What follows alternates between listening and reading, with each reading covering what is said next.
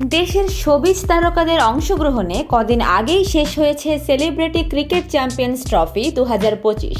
এরপর অশ্লীলতার অভিযোগে সেলিব্রিটি ক্রিকেট লিগের মেন্টর নির্মাতা প্রবীর রায় চৌধুরী, গিয়াসউদ্দিন সেলিম, তানিম রহমান অংশু এবং মডেল অভিনেত্রী মারিয়া মিম, সিনথিয়া ইয়াসমিন, কেয়া পায়েল, মারুফা আক্তার জামান, শাম্মী ইসলাম নীলা ও আলিশার বিরুদ্ধে লিগ্যাল নোটিশ পাঠিয়েছেন বাংলাদেশ সুপ্রিম কোর্টের আইনজীবী মোহাম্মদ জাকির হোসেন। এবার সেই আইনজীবীর বিরুদ্ধে পাল্টা হুঁশিয়ারি দিলেন মডেল মারিয়া মিম। তিনি দাবি করেছেন, আইনজীবী জাকির হোসেন ভাইরাল হতেই তাদের বিরুদ্ধে এমন পদক্ষেপ নিয়েছেন। তার বিরুদ্ধে মামলাও করবেন বলে জানান মিম। তিনি বলেন, সেই আইনজীবী যা করেছেন এতে আমার মানহানি হয়েছে, তাই তার বিরুদ্ধে আমি মানহানির মামলা করে দেব।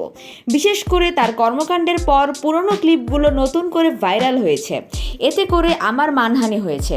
অবশ্যই আমি মানহানির মামলা করব, কারণ অশ্লীলতা বলে যে ভিডিওগুলো ছড়িয়েছে সেগুলো ম্যাচ শুরুর আগে ওয়ার্ম আপ মুহূর্ত, যেগুলো কেউ মোবাইলে ধারণ করে ছড়িয়েছে।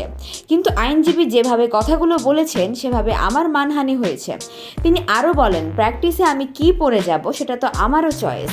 যখন মাঠে যাচ্ছি তখন কিন্তু জার্সি পরেই যাচ্ছি, কিন্তু পার্সোনালি কোথায় কি পরে যাব সেটা আমাদের পছন্দ।